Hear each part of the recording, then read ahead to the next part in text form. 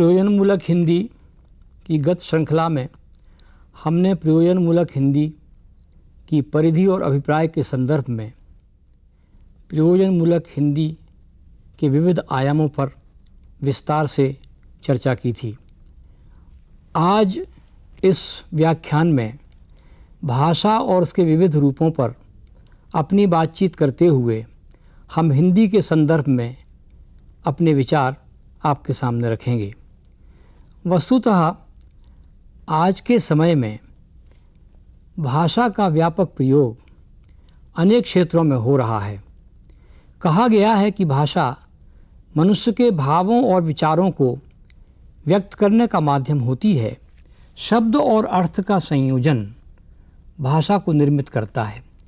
यदि भाषा के शब्द हैं और उनमें अर्थ नहीं है तो उससे कोई अभिप्राय नहीं निकलेगा। भाषा वैज्ञानिकों का एक समूह था जिसे ग्लासेमेटिशियन कहा जाता था। उसका अभिप्राय यह था कि इस प्रकार के शब्दों का प्रयोग जिसका कोई अर्थ न हो।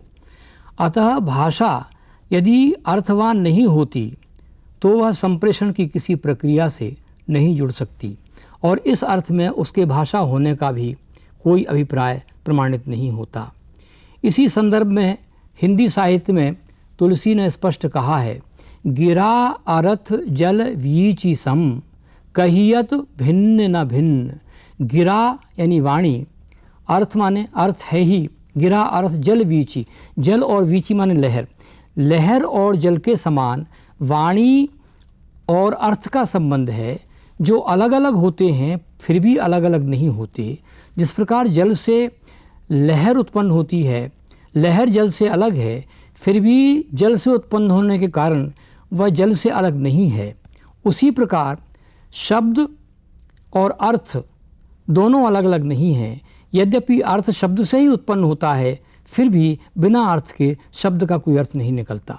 जिस प्रकार जल और लहर भिन्न होते हुए भी भिन्न नहीं है, उसी प्रकार शब्द और अर्थ भिन्न होते हुए भी भिन्न नहीं है। अतः किसी भी भाषा का निर्माण इसी तत्व से होता है कि उसमें शब्द और अर्थ का संयोजन है।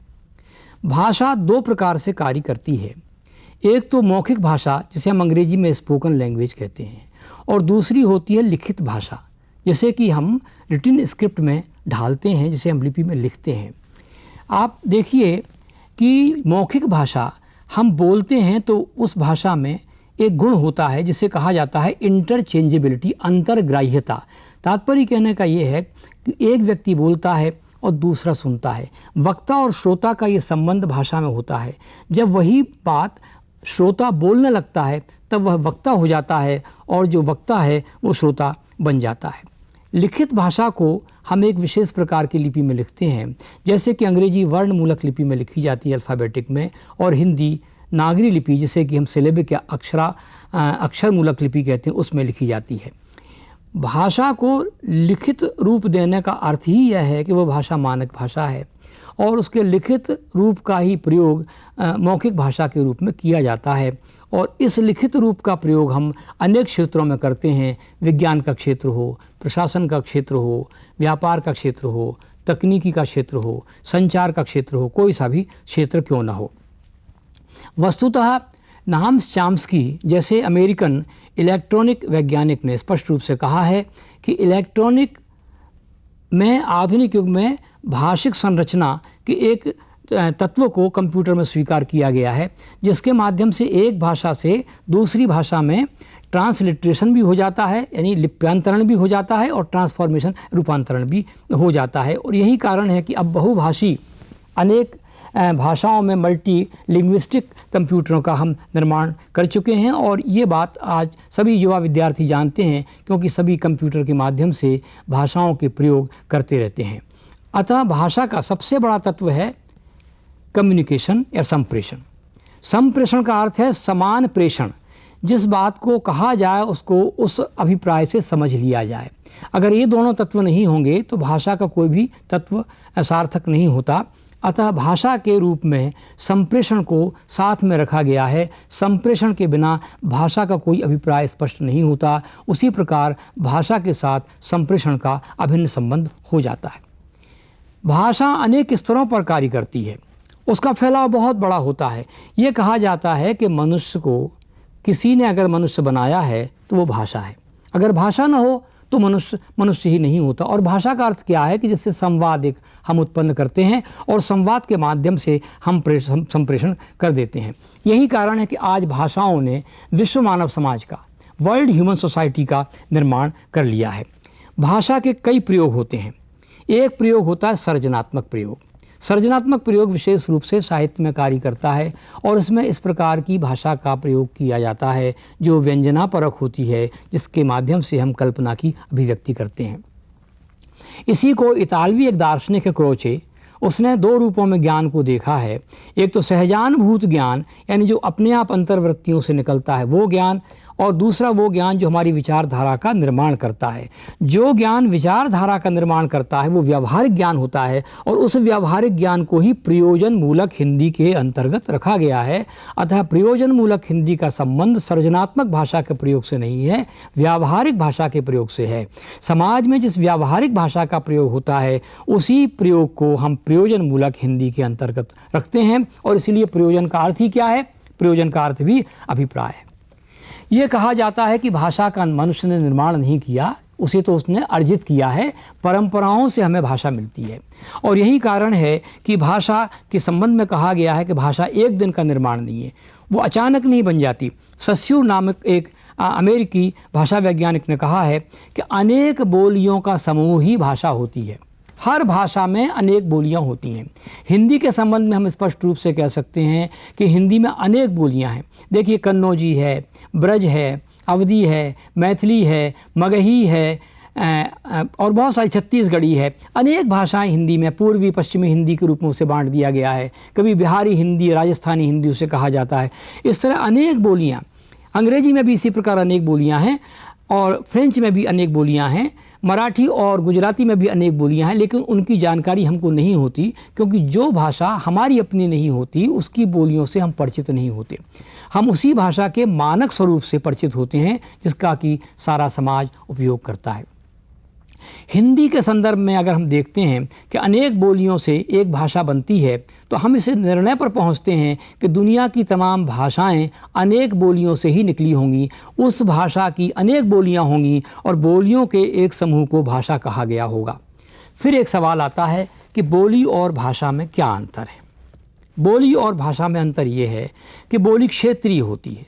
मालवांचल की बोली मालवी होगी, निमाड़ांचल की बोली निमाड़ी होगी, मैथिल प्रदेश की बोली मैथिली होगी, अवध प्रदेश की बोली अवधी होगी, राजस्थान प्रदेश की बोली राजस्थानी होगी। लेकिन इस क्षेत्रीय स्वरूप का जब सार्वभौमिक रूप एक बनता है, एक मानक रूप बनता है, तो वो बोली भाषा बन जाती है और भाषा के इस रूप में वो सारी बोलियों के क्षेत्रीय समूह के जो भी क्षेत्र हैं उनमें व्याप्त हो जाती है और उनमें समझी जाती है। जो मानक भाषा को समझते हैं वो बोलियों को भी समझ लेते हैं। यद्यपि बोलियां क्षेत्रीय होती हैं और अनेक बोलियों में तो साहित्य भी नहीं होता, लेकिन हमारे यहाँ की बोलियां बड़ी संपन्न हैं। जहाँ तक हमारी बोलियों का संबंध है, हम जानते हैं कि किस प्रकार अवधी में समग्र राम काव्य लिखा गया, तुलसी ने रामचरितमानस अवधी में लिखा। हम जानते हैं कि ब्रज में सारा कृष्ण काव्य लिखा गया, सूर का सूर सागर ब्रज में लिखा गया है। यहाँ तक कि जो मुस्लिम कवि थे मध्य युग के, उन्होंने भी हिंदी में लिखा है और जायसी जैसे सूफी कवियों ने अवधी भाषा में पद्मावत काव्य लिखा। कबीर ने खड़ी बोली का प्रयोग किया है और कबीर की भाषा को सदुक्कड़ी कहा जाता है। अमीर खुसरो ने खड़ी बोली का प्रयोग किया है। इस प्रकार इन सारी बोलियों के समूह से निकलकर एक भाषा बनी है जिसे हम आज हिंदी कहते हैं। ये मानक भाषा है और मानक भाषा का ही प्रयोजन मूलक हिंदी के रूप में प्रयोग किया जाता है। बोलियों का प्रयोजन मूलक रूप में प्रयोग नहीं किया जाता। प्रयोजन मूलक स्वरूप भाषा का मानक स्वरूप होता है।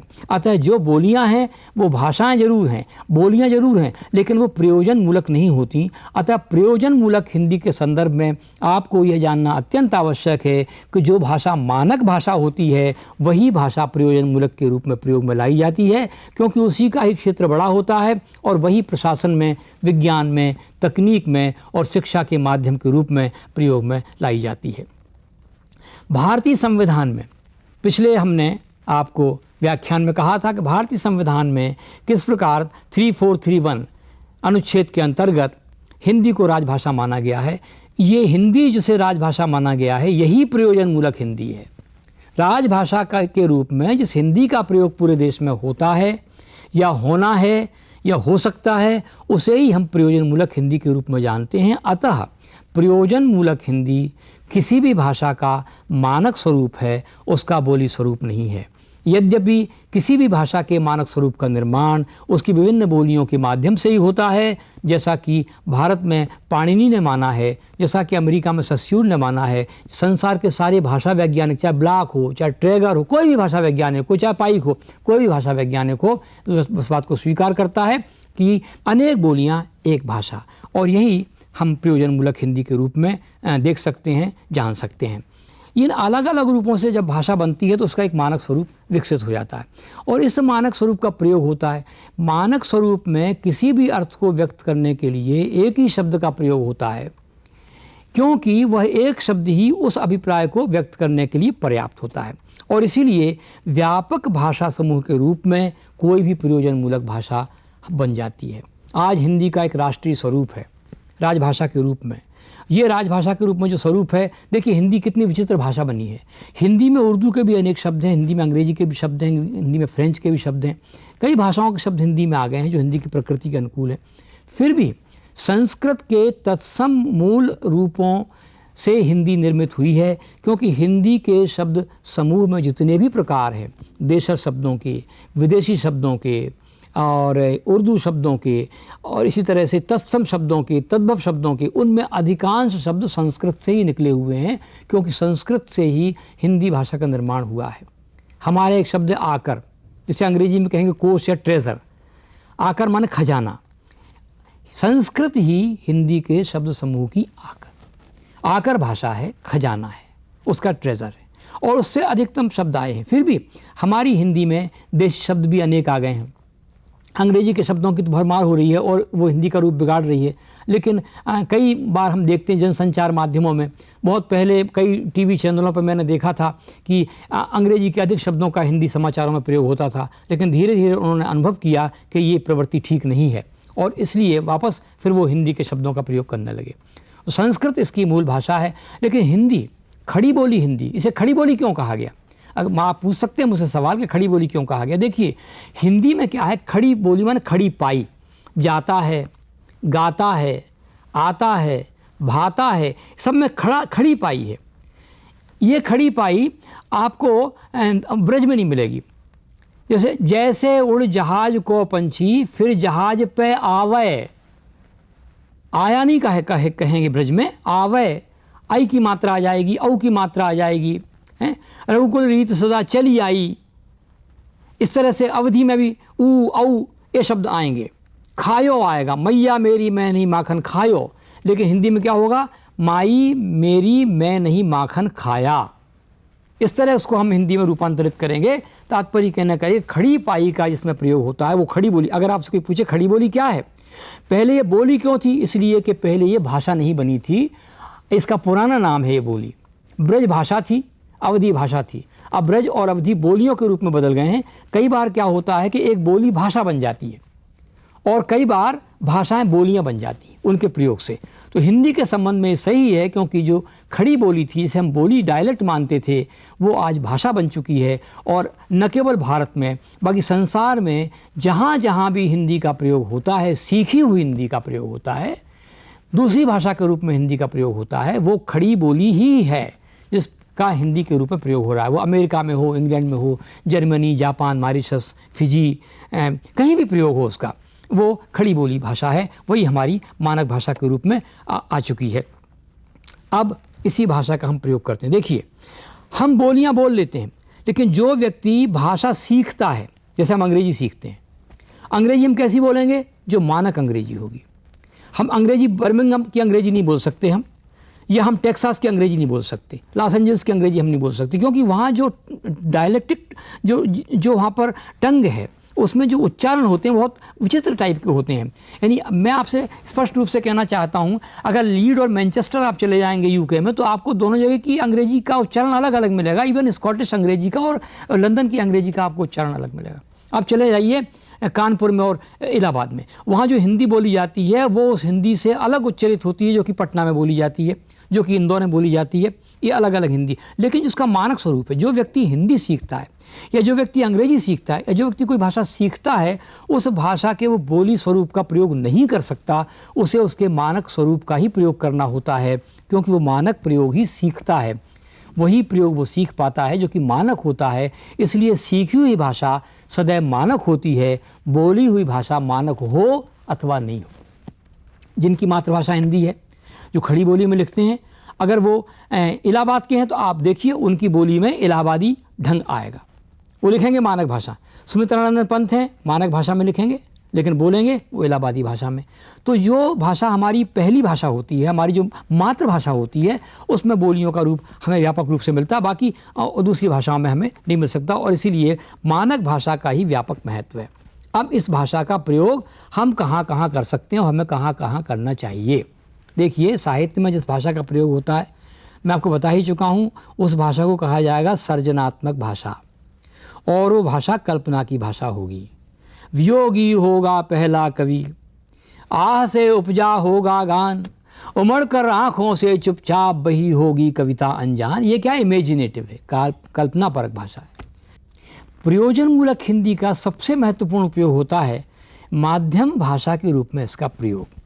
यदि माध्यम भाषा के रूप में हम इसका प्रयोग करते हैं, तब सबसे बड़ी समस्या आती है इसके शब्द समूह की, और ये शब्द समूह दो रूपों में विभाजित किया जा सकता है। एक तो सामान्य शब्द समूह किसी भी भाषा का होता है, और दूसरा विशिष्ट शब्द समूह। विशिष्ट शब्द समूह के संदर्भ में हमें शब्दकोशों के साथ जुड़ना होगा। यदि आप प्रशासनिक क्षेत्र में प्रयोजन मूलक हिंदी का प्रयोग कर रहे हैं, तब आपको प्रशासनिक कोश लेना होगा, क्योंकि सरकारी क्षेत्रों में, व्यावसायिक क्षेत्रों में, निजी क्षेत्रों में जिस भाषा का प्रयोग किया जाता है, वो भाषा अपने एक मानक रूप में होती है, उसके अपने पारिभाषिक शब्द होते हैं। इन पारिभाषिक शब्दों का ही हमको प्रयोग करना पड़ता है, और इसलिए जब हम माध्यम भाषा के रूप में किसी भी भाषा का प्रयोग करते हैं प्रयोजन मूलक दृष्टि से, तब हमें पारिभाषिक शब्दकोश से रूबरू होना होगा। अतः यदि आप प्रशासनिक क्षेत्र में इसका प्रयोग कर रहे हैं तो प्रशासनिक कोश मंगा लीजिए। मैंने पिछली बार भी आपसे कहा था, केंद्रीय हिंदी संस्थान ने इस प्रकार के कोश बना रखे हैं, और वहाँ एक विज्ञान और तकनीकी शब्दावली आयोग भी काम करता है। उसके पास विज्ञान और तकनीकी क्षेत्र के भी शब्द हैं। ये अत्यंत दुखपूर्ण है कि भारत सरकार की इस नीति के बाद भी कि विश्वविद्यालय माध्यम के रूप में हिंदी का प्रयोग करें, आज भी हमारे विश्वविद्यालयों में माध्यम के रूप में हिंदी का प्रयोग नहीं किया जाता। यदि माध्यम के रूप में हिंदी का प्रयोग किया जाने लगेगा, तब हम टेलीविज़न हो, रेडियो हो, मल्टीमीडिया हो, वीडियो हो या और कोई क्षेत्र हो, इनमें जिन शब्दों का प्रयोग करेंगे, हमें उनके पारिभाषिक शब्दों के साथ जुड़ना होगा। इन पारिभाषिक शब्दों का निर्माण किया गया है, और ये निर्माण अंग्रेजी शब्दों को ध्यान में रखकर किया गया है, क्योंकि अंग्रेजी का ही प्रयोग सबसे पहले आधुनिक भारत में माध्यम भाषा के रूप में किया गया। उसके पहले अरबी और फारसी का प्रयोग होता था अंग्रेज़ों के पहले, पर अंग्रेज़ों के समय से इसका प्रयोग किया गया, और इसलिए विभिन्न क्षेत्रों में, सरकारी गैर सरकारी क्षेत्रों में हमने प्रयोजन मूलक अंग्रेजी का ही प्रयोग किया है। अंग्रेजी के तकनीकी शब्दों को, अंग्रेजी के प्रशासनिक शब्दों को, अंग्रेजी के व्यावसायिक शब्दों को सामने रखकर ही हमने हिंदी में शब्दों का निर्माण किया है, और इस प्रकार के शब्दों की संख्या 7.5 लाख से भी अधिक हो चुकी है। कई बार क्या होता है, हम इन शब्दों का ज्ञान नहीं रखते। इन शब्दों का ज्ञान न रखने से अंग्रेजी के एक शब्द के प्रयोग के रूप में हिंदी में एक से अधिक शब्दों का चलन हो जाता है। जब हिंदी में विज्ञान की किताब लिखी जाती है, हिंदी में प्रशासन की किताब लिखी जाती है, हिंदी में टेक्नोलॉजी की किताब, मेडिसिन की किताब लिखी है, चिकित्सा की किताब लिखी जाती है, तो एक लेखक एक शब्द का प्रयोग करता है, दूसरा लेखक दूसरे शब्द का प्रयोग कर देता है, और इसलिए अनेक प्रकार का भ्रम उत्पन्न हो जाता है। ज्ञान विज्ञान क्षेत्र में इस प्रकार के भ्रम को उत्पन्न करना ठीक नहीं है। अतः हिंदी पुस्तकों के लेखन में लेखकों को बहुत सतर्क होकर उन शब्दों का ही प्रयोग करना उचित है जो शब्द मानक शब्द के रूप में शब्दावली आयोग द्वारा स्वीकृत किए गए हैं। और इसके लिए भारत सरकार के विशेषज्ञों ने अनेक सालों तक बहुत परिश्रम किया है। अनेक समितियां बैठी हैं, वो किसी निष्कर्ष पर पहुंची हैं। उन्होंने पारिभाषिक शब्दावली के निर्माण के लिए नियम बनाए हैं, और नियमों के आधार पर कि हिंदी के प्रयोजन मूलक शब्दों का निर्माण किस प्रक्रिया के अंतर्गत हो, हम अगले व्याख्यानों में देखेंगे। लेकिन फिलहाल मैं आपसे कहना चाहता हूँ, इस प्रक्रिया के अंतर्गत ही उन शब्दों का निर्माण किया गया है। अतः विद्यार्थी भी, प्राध्यापक भी उन शब्दों को अपने साथ रखें और माध्यम के रूप में हिंदी भाषा का प्रयोग आरंभ करें। ये कहा जाता है कि हिंदी कठिन हो गई है, वस्तुतः ये सही नहीं है। जब कोई भाषा प्रचलन में नहीं होती तो वो कठिन लगती है, और प्रचलन में आ जाती है तो वो सरल हो जाती है। जैसे इंसाइक्लोपीडिया कोई सरल शब्द नहीं है, उसकी जगह हम विश्वकोश कहें, ये कोई कठिन शब्द नहीं है। लेकिन इंसाइक्लोपीडिया को हम सरल मान लेते हैं और विश्वकोश को हम कठिन मान लेते हैं। विनिवेश को हम कठिन मान लेते हैं, डिसइन्वेस्टमेंट को हम सरल मान लेते हैं। इसका कारण केवल प्रयोग है। कोई भी भाषा प्रचलन के बाद ही सरल बनती है, प्रयोग में आती है, और उसका प्रयोग न करने पर वो अपने आप कठिन लगती है, दुरूह लगती है। क्योंकि भाषा विशेष रूप से सीखी जाने वाली वस्तु है, अर्जित संपत्ति है। कोई भी व्यक्ति भाषा का रचयिता नहीं होता, वह भाषा को अर्जित करता है। अब हर भाषा की एक लिपि होती है। अब किस में लिखेंगे उस भाषा को? भाषा किसी भी लिपि में लिखी जा सकती है, फिर भी हमें यह देखना है कि उस भाषा की प्रकृति के अनुकूल कौन सी लिपि है। उसी लिपि में आप इस भाषा को लिखिए जो उसकी प्रकृति के अनुकूल हो। भारत की सारी भाषाएं अक्षरिक हैं। आप अंग्रेजी में जो रोमन लिपि लिखी जाती है उसमें देख लीजिए, खा के लिए KH लिखना पड़ता है। खा के लिए कोई हमारे पास एक ध्वनिग्राम नहीं है, एक शब्द नहीं है, 2 शब्द लिखे जाते हैं।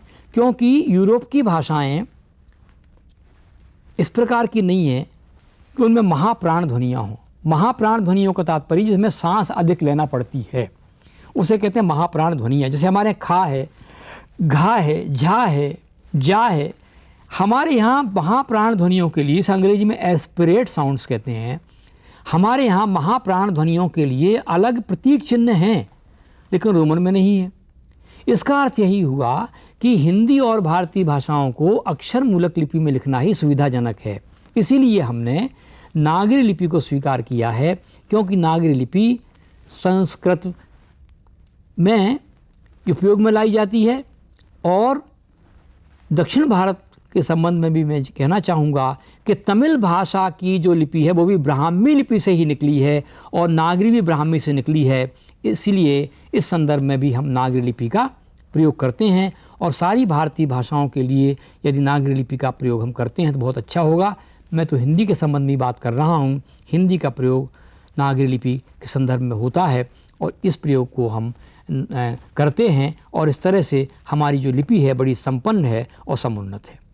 अगले व्याख्यान में मैं नागरी और हिंदी के साथ प्रयोजनमूलक हिंदी के जो विविध रूप हैं माध्यम भाषा के रूप में, और दूसरे प्रकार की भाषाओं के रूप में इसका किस प्रकार प्रयोग होता है, और आज प्रयोजनमूलक हिंदी की स्थिति इस देश में क्या है, कहाँ कहाँ इसका प्रयोग किया जा सकता है, इस पर हम बातचीत करेंगे।